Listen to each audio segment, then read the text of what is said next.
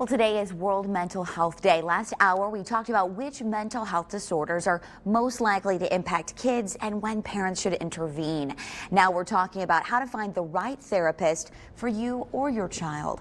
Ashtyn Storms is an outpatient therapist with Cherry Health. And Ashtyn, just like finding a primary care physician for our physical health, finding the right mental health care provider is super important. What questions should we be asking on behalf of our child, on behalf of ourselves, to find that right relationship? Well, there's a number of different questions that you can ask to help you find that right fit. I would always ask about their approach. Is it research-based?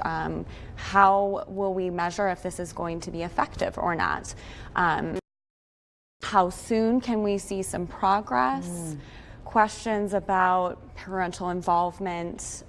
Do they want the parent to be present for sessions?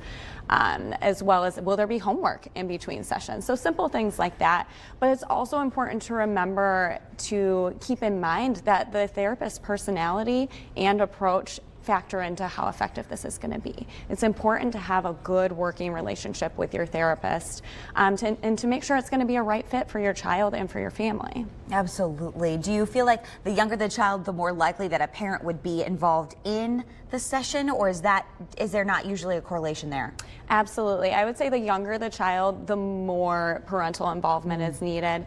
For example, if you're seeing disruptive behaviors in the classroom, there are probably disruptive behaviors at home as well. So some education and some coping skills on the part of the parent would be something that I would factor into therapy sessions. Ashtyn, have you seen the stigma surrounding getting help, seeking out a therapist? Have you seen that changing at all as mental health continues to be a big story and very important? Yeah, I've definitely seen it changing.